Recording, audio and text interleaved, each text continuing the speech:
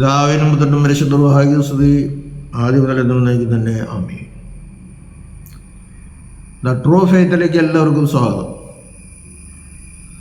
സത്യവിശ്വാസം സംബന്ധിച്ച കാര്യങ്ങളാണ് ഇവിടെ പറയുന്നത്. എന്ന് പറയാൻ ഉദ്ദേശിക്കുന്നത്, ദൈവം ആത്മാവായിരിക്കുമ്പോൾ മിശിഹായിൽ മനുഷ്യനുള്ളതുപോലെ മറ്റൊരു ആത്മാവുണ്ടോ എന്ന ചോദ്യത്തെ ആസ്പദമാക്കിയാണ് ഞാൻ യാക്കോബായ സഭയിലെ ഇട്ടു പാലക്കൽ കോറെപ്പിസ്കോപ്പ.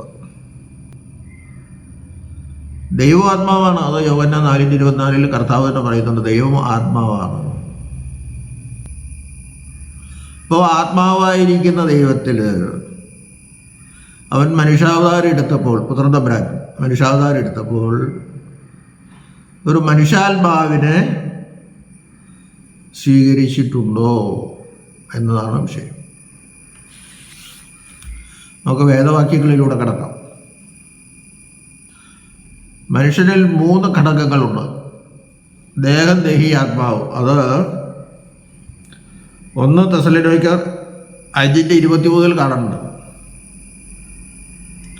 അപ്പോൾ ആത്മാവും ജീവനും ദേഹിയും ദൈവവും കൂടി ഒന്നായി ചേർന്ന് അവനിൽ ദൈവത്വത്തിൻ്റെ പൂർണ്ണത മുഴുവൻ ശരീരത്തോടുകൂടി വസിക്കുന്നു എന്നാണ് കൊലോസ്യർ 2:9 പറയുന്നു. ദേഹവും ദേഹിയും ആത്മാവും ദൈവവും കൂടി ചേർന്ന് അവനിൽ ദൈവത്വവും മനുഷ്യത്വവും പൂർണ്ണമായി വസിക്കുന്നു. അപ്പോൾ കൊലോസ്യർ 2:9 പ്രകാരം അവൻ പൂർണ്ണ ദൈവവും പൂർണ്ണ മനുഷ്യരുമാണ്. പിന്നെ മത്തായി 26:38 ഇങ്ങനെ പറയുന്നുണ്ട്, എൻ്റെ ആത്മാവ് മരണം വരെയും ദുഃഖിതമാകുന്നു. ദേഹവും ദേഹിയും ആത്മാവും എന്ന് പറയുമ്പോൾ ദേഹിയും ആത്മാവും ഒരുമിച്ചാണ്. എന്നാൽ തൊട്ടടുത്ത് തന്നെ ഉണ്ടത്. ഒന്നിന് മീതെ ഒന്നല്ല, രണ്ടും ഒന്നല്ല. ദേഹി എന്ന ജീവൻ, മനസ്സ് എന്ന് പറഞ്ഞാലും കുഴപ്പമില്ല. ആത്മാവാണ് നമുക്കറിയാം. അപ്പോൾ ദേഹിയും ആത്മാവും അടുത്താണ്. കന്യാമറിയാം പറയുന്നുണ്ട്, എൻ്റെ ദേഹി കർത്താവിന് പുകഴ്ത്തുന്നു, എൻ്റെ ആത്മാവ് എന്നെ ജീവിപ്പിക്കുന്ന ദൈവത്തിൽ സന്തോഷിച്ചു എന്ന് പറയുന്നുണ്ട്. ആ ദേഹിക്കും ആത്മാവിനും നമ്മുടെ ശരീരത്തിൻ്റെ പൂർണ്ണത ദേഹവും കൂടി കൂടുമ്പോൾ പൂർത്തിയാകുകയാണ്. പിന്നെ മത്തായി 27:50 തൻ്റെ ആത്മാവിനെ താൻ കൈവിട്ടു എന്ന് പറയുമ്പോൾ അവനൊരു ആത്മാവുണ്ടെന്ന് വ്യക്തമായി. പിന്നെ ലൂക്കോസ് 23:33 പറയുന്നത്, ഇവൻ എൻ്റെ വാത്സല്യപുത്രനാകുന്നു. പിന്നെ മത്തായി 3:17 പറയുന്നത്, അബ്രഹാം ഉണ്ടാകുന്നതിന് മുമ്പേ ഞാനുണ്ട് എന്ന് പറയുമ്പോൾ കർത്താവ് യേശു ദൈവമാണെന്ന് വളരെ വ്യക്തമാണ്. ഇവരെൻ്റെ പ്രിയപുത്രൻ എന്ന് പിതാവ് പറയുമ്പോൾ പിതാവും ദൈവമാണെങ്കിൽ പിതാവിന് ജനിച്ച പുത്രനും ദൈവമാണ്. അതിന് വേറെ വാക്യമില്ലെങ്കിൽ കുഴപ്പമില്ല. അബ്രഹാമിന് മുമ്പേ ഞാനുണ്ട് എന്ന് പറയുമ്പോൾ അവനിൽ ദൈവത്വമുണ്ട്. കാരണം അവൻ പിതാവിൽ നിന്നുള്ള സ്വയംഭുവാണ് പുത്രൻ. അത് പിതാവിൽ നിന്നുള്ള സ്വയംഭുവാണ്. എല്ലാത്തിൻ്റെ ആധാരം പിതാവിൽ നിന്ന് പുത്രൻ ജനിക്കുന്നു, പിതാവിൽ നിന്ന് പരിശുദ്ധ റൂഹ് പുറപ്പെടുന്നു. പിതാവിൽ നിന്നുള്ള സ്വയംഭുവാണ് പുത്രൻ, പിതാവിൽ നിന്നുള്ള സ്വയംഭുവാണ് പരിശുദ്ധാത്മാവ്. പിതാവായ ദൈവത്തിൻ്റെ ദാനമാണ് പുത്രനും പരിശുദ്ധ റൂഹായും. അതും കൂടി നാം മനസ്സിലാക്കണം. ഇവിടെ നമ്മുടെ വിഷയം കർത്താവിന് ഒരു മനുഷ്യാത്മാവിനെ ലഭിച്ചിട്ടുണ്ടോ എന്നാണ്. തീർച്ചയായിട്ടും ഉണ്ട്. മനുഷ്യരാകണമെങ്കിൽ മനുഷ്യാത്മാവ് വേണ്ടേ? നാം അമ്മയുടെ ഗർഭപാത്രത്തിൽ ഉരുവാകുമ്പോൾ നമുക്ക് വേണ്ടി ഒരു ആത്മാവിനെ സൃഷ്ടിച്ച് ദൈവം ആ ഭ്രൂണത്തിൽ സന്നിവേശിപ്പിക്കുകയാകുന്നു ചെയ്യുന്നതെന്ന് പിതാക്കന്മാർ പഠിപ്പിക്കുന്നത്.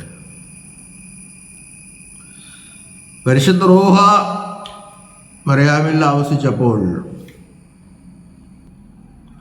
അതേവരുണ്ടായിരുന്ന അവളുടെ എല്ലാ ജന്മഭാവവും കർമ്മഭാവവും ഒക്കെ നീക്കി, ജന്മഭാവം എന്നല്ല പറയുന്നത്, ആദിമഭാവം, ആദാമ്യഭാവം, അതിനെല്ലാം ശുദ്ധീകരിച്ചു.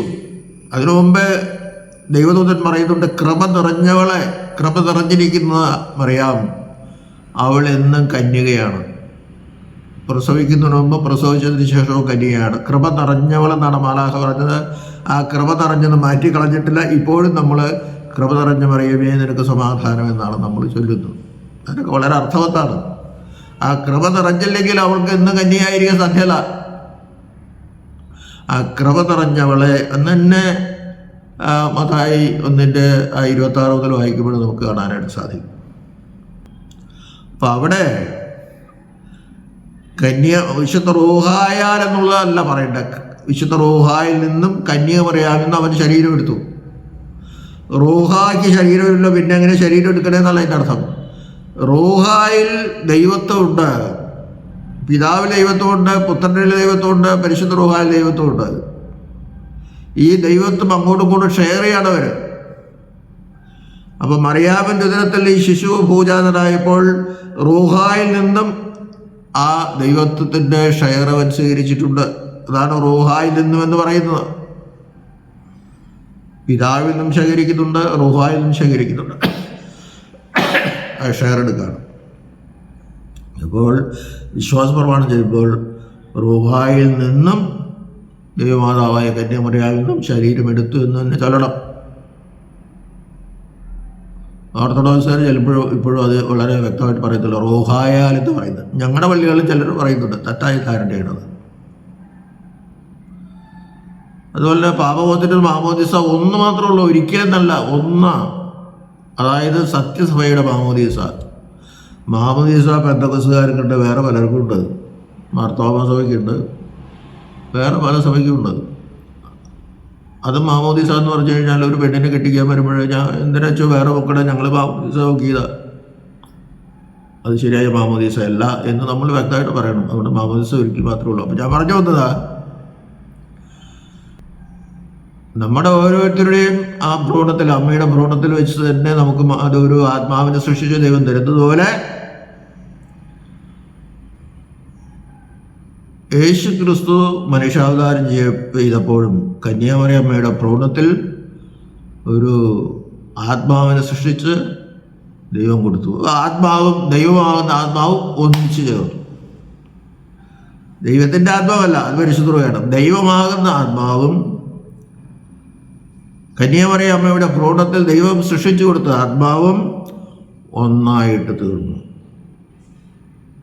അപ്പോൾ ദൈവാത്മാവും മനുഷ്യാത്മാവും ഒന്നിച്ച് ഒരിക്കലും വേർപെടാതെ അവിടെ അവന് സ്ഥിതി ചെയ്യുകയാണ്. അത് യോജിച്ച് വേറൊരു വസ്തുവായി തീർന്നിട്ടില്ല. ഒന്നിനൊന്ന് അതിൻ്റെ ആ വിശിഷ്ട ഗുണങ്ങളെ നഷ്ടപ്പെടുത്തിയിട്ടുമില്ല.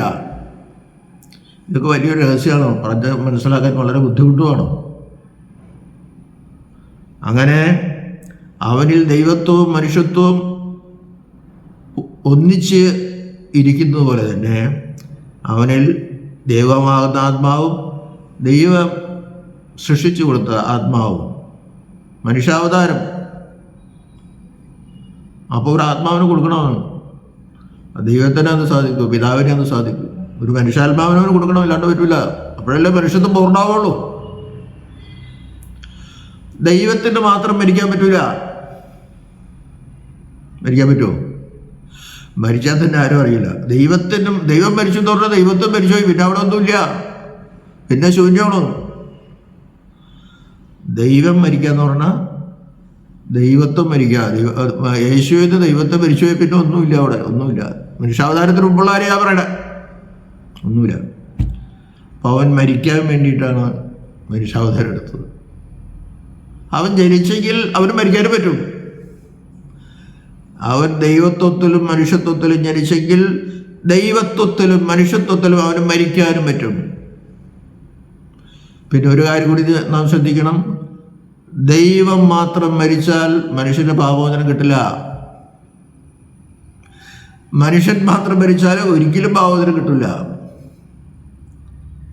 അവ ദൈവവും മനുഷ്യനുമായവൻ മരിച്ചെങ്കിൽ മാത്രമേ നാം രക്ഷ പ്രാപിക്കുകയുള്ളൂ, നമുക്ക് പാപമോചനവും നിത്യരക്ഷയും നിത്യജീവനും ലഭിക്കുകയുള്ളൂ. അതാണ് സത്യം. അപ്പോൾ ദൈവത്വവും മനുഷ്യത്വവും യോജിച്ചിരിക്കണം,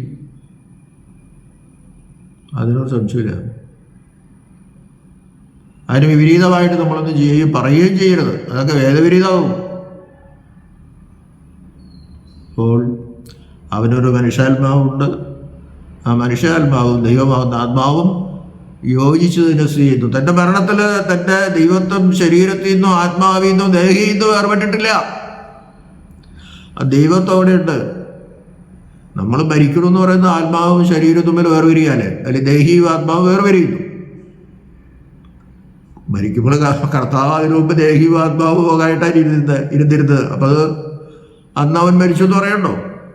ഇവിടെ ദേഹിയിൽ വന്നപ്പോൾ, ദേഹത്തിൽ വന്നപ്പോൾ അവൻ മരിച്ചു.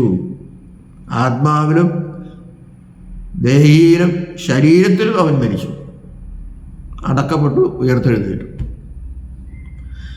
മരിച്ചില്ലെങ്കിൽ എങ്ങനെ അടക്കപ്പെടണേ? അടക്കപ്പെട്ടില്ലെങ്കിൽ എങ്ങനെ ഉയർത്തെഴുന്നേൽക്കണേ? അപ്പോൾ ജനിച്ചെങ്കിൽ അവന് മരിക്കാനും അടക്കപ്പെടാനും ഉയർക്കുവാനും സാധിക്കും. അതാണ് ദൈവത്തിൻ്റെ നിശ്ചയം. അതുകൊണ്ട് യേശുവിൽ ഒരു മനുഷ്യാത്മാവുണ്ട് എന്ന സത്യം നാം മനസ്സിലാക്കണം. അത് ഇപ്പോഴും സ്ഥിതി ചെയ്യുന്നു.